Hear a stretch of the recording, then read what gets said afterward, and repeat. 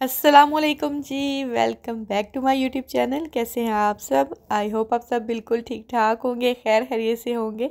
हम सब भी अल्हम्दुलिल्लाह बिल्कुल ठीक ठाक हैं। तो जी आज करते हैं रमज़ान की प्रिपरेशन। ये रमज़ान से एक दिन पहले की जो है ना वो वीडियो है। इस साल ना मैंने कोई बहुत ज़्यादा प्रिपरेशन वगैरह नहीं की है, ना ही कोई वो फ्रीजिंग का काम किया है। तो जस्ट जो है मैंने ये समोसे बनाए थे फ्रीज़ करने के लिए, क्योंकि समोसे आपको पता है डेली बनाना मुश्किल काम है। तो ये है कि चलो एक दफ़ा बना लें, हफ़्ता 10 दिन निकल जाए तो फिर दोबारा बना लूँगी। तो मैंने कुछ समोसे बनाए थे, इनकी रेसिपी आप लोगों को एक दो वीडियो छोड़ के मिल ही जाएगी। समोसा चाट की मैंने रेसिपी शेयर की थी, उसमें समोसे भी जो हैं वो बनाना सिखाए थे, जो कि बहुत ईजी तरीके से बनते हैं और बड़े अच्छे बनते हैं। आप फ्रीज़ भी अच्छे से कर सकते हैं काफ़ी टाइम के लिए। कुछ तो मैंने समोसे बना लिए थे और कुछ जो है ना वो मैंने ये बचा ली थी। और इनका जो है ना मैं बनाऊँगी, ये पापड़ी मैंने कट करके डाल रख दी थी, इनको भी फ्रीज़ कर देंगे, क्योंकि मुझे पापड़ी बहुत ज़्यादा पसंद है। आप कोई भी चाट बनाते हैं, चना चाट बनाते हैं, दही भल्ले बनाते हैं, तो उस पर आप जो है ना ये पापड़ी साथ फ्राई कर लें तो बहुत ज़्यादा मज़े की लगती है। उसके बाद जी मेन चीज़ आती है चटनी। आपको रमज़ान में डेली बेसिस पे जो है ना वो चटनी बनानी ही पड़ती है, तो उसके लिए वो थोड़ी सी सेव करनी ज़रूरी होती है, क्योंकि वो भी डेली जो है ना वो बनाना इतना आसान काम नहीं होता। यहाँ पे स्पेशली अक्सर जो है वो धनिया वगैरह भी नहीं मिलता। तो खैर खजूरें आ गई थी यहाँ पे, धनिया पुदीना भी आ गया था, उसके अलावा जो है ना लहसन आ गया था। लहसन मैं इसी तरह क्लोज़ में ही फ्रीज़ कर दिया था, बल्कि काफ़ी टाइम से ऐसे ही करती हूँ, क्योंकि अगर आप करके रखते हैं उसको, अगर मैं पेस्ट बना के रखती हूँ तो वो ऐसा होता है कि फ्रीज़र में बहुत ज़्यादा उसकी स्मेल फैल जाती है। तो ये इतना मुश्किल काम मुझे नहीं लगता है। लहसुन इसी तरह से निकाला फ्रीज़ हुआ, उसको थोड़ा सा पानी से जो है ना एक दफ़ा धो लें तो वो सॉफ्ट हो जाता है। उसके बाद जी अदरक का जो है वो छील के 2 हरी मिर्चें डाली और फ़ौरन से जो है ना वो हैंड ब्लेंडर के साथ मैं इसको बना लेती हूँ पेस्ट। तो वो मैंने इसी तरह फ्रीज़ कर दिया था। और धनिया पुदीना जो है वो यहाँ पे मैंने पत्ते पुदीने के निकाल लिए थे। आधे आधे से ज़्यादा धनिया जो है वो मैंने चटनी के लिए ये रख लिया है, और बाकी जो बचा हुआ है इसको बारीक बारीक काट के धो के तो इसको भी मैं फ्रीज़ कर दूँगी, ये सालन वगैरह में काम आ जाएगा। और बाकी जो हमने धनिया पुदीना काटा है उसको भी ठंडे पानी से, खुले पानी में अच्छी तरह से वॉश कर लेंगे, ताकि सारी उसकी रेत मिट्टी निकल जाए। उसके बाद जी हम जो भी ये आपके पास ब्लेंडर हो उसमें डाल के उसकी चटनी बना लें। उसके अंदर मैंने डाला था लेमन डाला था, उसके अलावा इसके अंदर नमक डाला था, और हरी मिर्चें 2 डाल दी थी। कोई लाल काली मिर्च मैंने इसके अंदर ऐड नहीं की, तो बस ये हरी मिर्ची काफ़ी हो जाती है। लेमन लाजमी डाल लिया करें, उसका एक तो टेस्ट बड़ा अच्छा आता है, लेकिन उसका अगर बीज चला जाए ना तो वो आपने निकाल देना है, क्योंकि बीज उसके कड़वे होते हैं और उसके साथ टेस्ट ख़राब हो जाता है। और अच्छा इसका फ़ायदा ये होता है कि ये चटनी का कलर जो है ना वो बिल्कुल भी ख़राब नहीं होता है। मसलन अक्सर जो है वो चटनी होती है ना वो ब्लैक हो जाती है अगर ज़्यादा देर पड़ी रहे तो लेमन अगर आप डालेंगे तो ये बिल्कुल भी इसका कलर जो है ना वो वैसे ही ग्रीन रहेगा। तो ये चटनी बन जाएगी और इसको भी मैं फ्रीज़ नहीं करूँगी, जस्ट जो है वो मैं एक जार में डाल के तो इसको फ्रिज में ही रख दूँगी।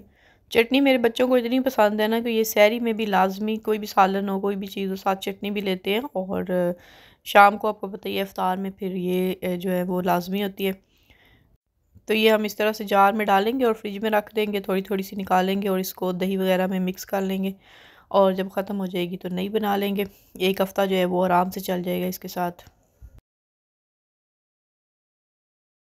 उसके बाद जी पालक आ जाती है। पालक भी इस तरह से ये साफ़ सुथरी होती है वैसे तो, लेकिन फिर भी मैं इसको पानी में अच्छी तरह से धो के, मिट्टी वगैरह इसमें निकल ही आती है काफ़ी, तो ये मैं इसी तरह से जो है ना खुले पानी में वॉश करने के बाद छलनी में डाल के रख देती हूँ। जब तक पानी सारा इसका खुश्क हो जाए तो फिर इसको एक जिप लॉक बैग में डाल के फ्रीज़ कर देती हूँ। इसी तरह पत्तों के साथ ही मैं, मतलब इसको कट नहीं करती हूँ। जब भी आपने पकौड़े बनाने हो थोड़ी सी निकालें और यूज़ कर लें।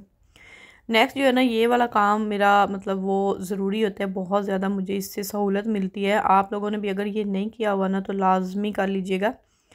ये मैंने लिया है पकौड़ों का, यहाँ पे हमने बनाना है। ये सारा जो भी ड्राई इंग्रेडिएंट्स होते हैं ना वो सब हमने मिक्स कर लेने हैं। उसके लिए मैंने एक कंटेनर में 2 kg जो है ना वो निकाल लिया था बेसन, और उसके अंदर जो है ना ये मैंने चिली फ्लेक्स ऐड किए हैं 5 टेबल स्पून, जो खाने का चमचा होता है ना बड़े वाला वो भर के। उसके बाद 2 टेबल स्पून जो है वो मैंने इसके अंदर पिसी हुई लाल मिर्च डाली है। 5 टेबल स्पून ही जो है वो मैंने इसके अंदर नमक डाल लिया। नमक अपना अपना हिसाब होता है, जाहिर सी बात है जितना आपको पसंद हो। और उसके बाद जी मैंने इसके अंदर सूखी मेथी जो है वो डाली है, तकरीबन 3 से 4 बड़े चम्मच जो है ना वो मैंने मेथी के इसके अंदर ऐड किए। मेथी की खुशबू बहुत ज़्यादा जो है ना वो अच्छी लगती है समोसे में भी और पकोड़े में भी। उसके बाद जी मैं इसके अंदर ऐड कर रही हूँ ये साबुत धनिया। ये आपको पता है ये तो पकोड़ों की जो होती है ना वो मतलब जान होती है, तो वो मैंने काफ़ी सारा ऐड कर दिया था। उसके बाद जी 1 कप जो है ना वो मैंने इसके अंदर डाला है मैदा। तो ये 2 केजी था बेसन, और उसके अंदर जो है ये सारे मसाले ऐड करने के बाद और 1 कप मैदा डाल के तो इसको अच्छी तरह से मिक्स कर लेंगे। ये मुझे कंटेनर थोड़ा छोटा लग रहा था, मुझे लग रहा था उसमें अच्छे से मिक्स नहीं होगा, तो मैंने दूसरे एक तसला एक बड़ा वाला लिया, उसके अंदर मैंने इसको फिर शिफ्ट किया और ये जो बीटर है इसके साथ बहुत अच्छे से जो है ना वो मिक्स हो गया था। सारे मसाले जो है ना वो आपने मिक्स करके ये रख लेने हैं, और एक दिन आपने पकोड़े बना के चेक कर लेने हैं। अगर कोई कमी नज़र आ रही हो किसी चीज़ की तो कोई भी मसाला आप दोबारा से फिर इसमें डाल के तो मिक्स कर लें।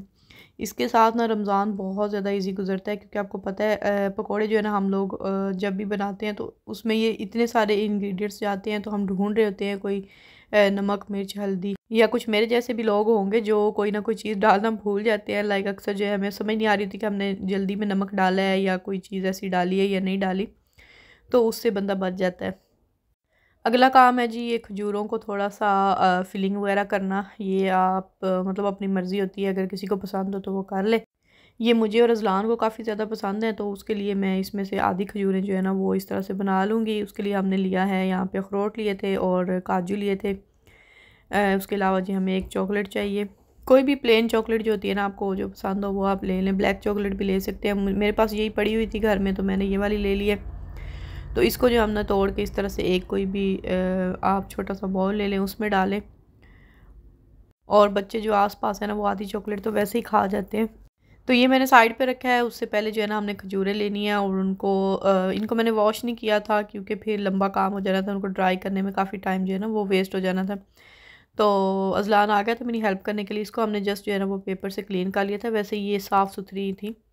क्लीन करने के बाद हम इसमें कट लगाएंगे और इसके अंदर जो गुठली है वो हम निकाल लेंगे बाहर। और ये जब मैं गुठलियाँ निकाल रही थी ना तो मुझे अपना बचपन याद आ रहा था, जब हम लोग मतलब खजूरें खाते थे ना रमज़ान में। तो हमारे दादा और दादी जान अल्लाह ताला उनको जन्नत में आला मकाम अता फ़रमाए, तो वो जो है ना वो गुठलियाँ फेंकने नहीं देते थे। जहाँ पे भी मिलती थी ना वो जमा करते रहते थे। हमारे घर में काफ़ी सारी जो है ना वो गुठलियाँ जमा थी, बल्कि एक जो प्लास्टिक की बोरी होती है ना उसमें मतलब रखी होती थी, इतनी ज़्यादा थी। तो ये जमा करते थे, फिर इन पे दुरूद पाक पढ़ते थे। किसी घर में भी किसी को ज़रूरत हो मोहल्ले में तो वो फिर लेकर जाते थे। तो ये पता है वहाँ पे उस वक़्त पढ़ना होता था दुरूद पाक, या कोई भी ऐसा लफ्ज़ जो लाखों में पढ़ना होता था तो वो खजूरों पे पढ़ते थे, कहते थे सवाब होता है। तो वो गुठलियाँ जो है ना हम लोग बिल्कुल भी ज़ाया नहीं होने देते थे। तो जी यहाँ पे सारी जो है हमने इसकी गुठलियाँ निकाल लेनी है, और उसके बाद जी चॉकलेट जो है ना वो हमने कर लेनी है मेल्ट।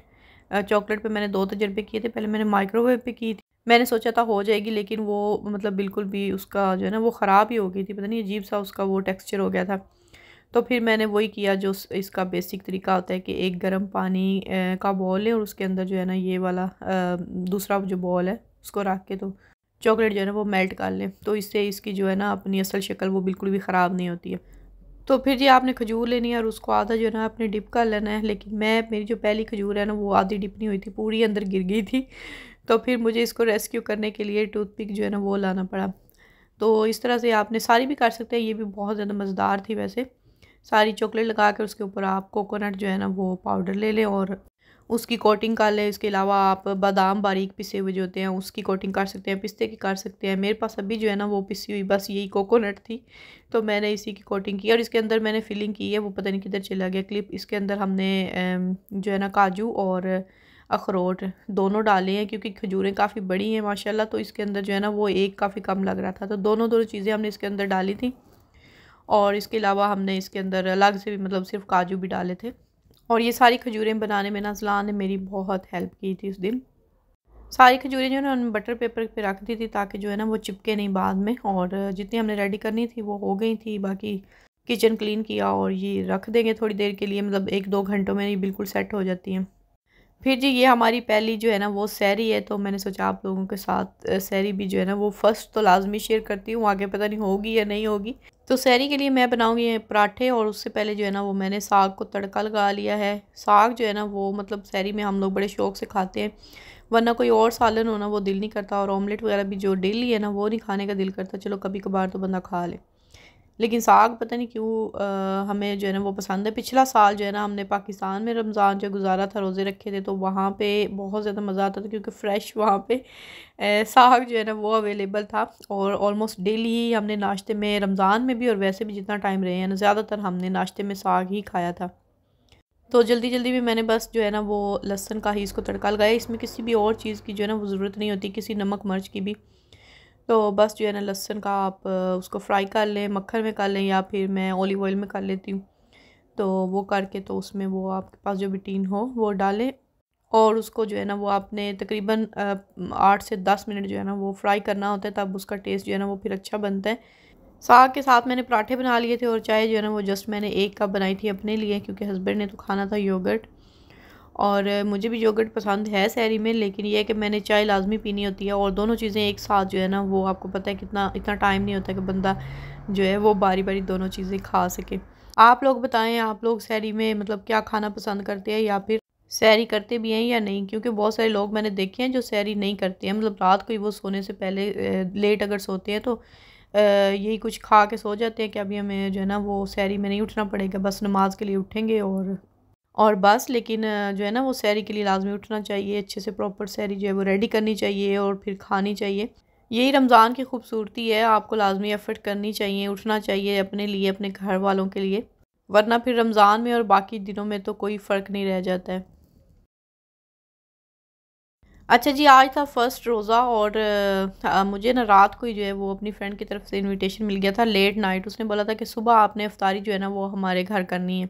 तो मैं इफ्तारी की मतलब तैयारी से फ्री थी, तो मैंने सोचा चलो जी अपना आज जो है ना वो एक जोड़ा स्टिच करते हैं, और आज पहले रमज़ान में ही ये पहन के जाते हैं।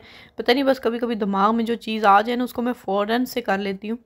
और कभी कभी ऐसा होता है कि मतलब ये मेरे कपड़े जो है ना कोई ऐसे भी होंगे मेरे पास पड़े हुए जो 2-2 साल पुराने पड़े हैं, लेकिन उनको मैं स्टिच करने का मतलब दिल नहीं करता है, और ये मेरी बड़ी बुरी आदत है कि मैं हमेशा एंड टाइम पे जो है ना वो कपड़े स्टिच करती हूँ।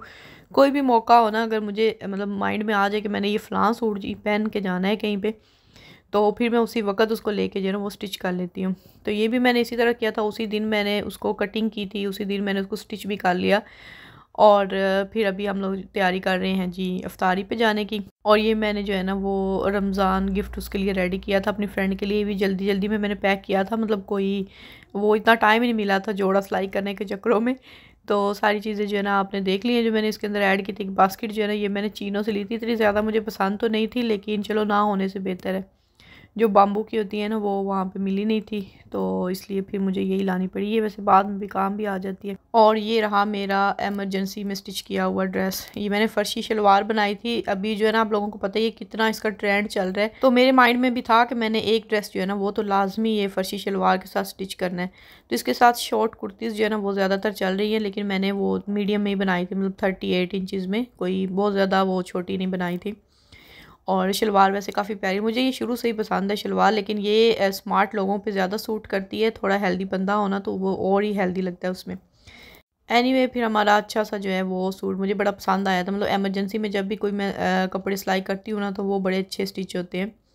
हम लोग पहुंच गए हैं अफ्तार पार्टी पे, और यहाँ पे खाना वगैरह उन्होंने सारा जो है वो लगा दिया था। यहाँ पे आपको पता है घरों में जगह की काफ़ी कमी होती है, तो फिर हमें इसी तरह से जो है ना वो फ्लोर सीटिंग करनी पड़ती है, लेकिन मज़ा आता है। सभी बच्चों ने खूब इंजॉय किया था, और हमने भी पहला रोज़ा जो है वो बग़ैर मेहनत के जो है वो अफ्तार किया था, तो काफ़ी अच्छा लगा था।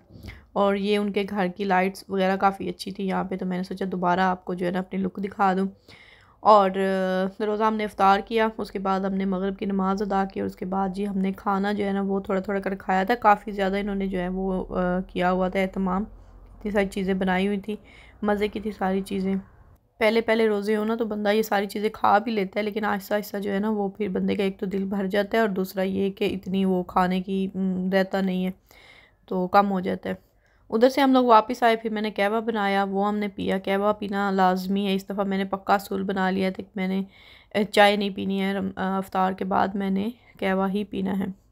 तो आज का व्लॉग जो है वो एंड करते हैं यहीं पर। आई होप आप लोगों ने एंजॉय किया होगा। वीडियो अच्छी लगी हो तो लाइक ज़रूर कीजिएगा, और चैनल को सब्सक्राइब नहीं किया हुआ तो जल्दी से चैनल को सब्सक्राइब कर लें। मिलते हैं इंशाल्लाह नेक्स्ट व्लॉग के साथ। तब तक के लिए मुझे दीजिए इजाज़त। अपना बहुत सा ख्याल रखिएगा, दुआओं में याद रखिएगा। अल्लाह हाफिज़।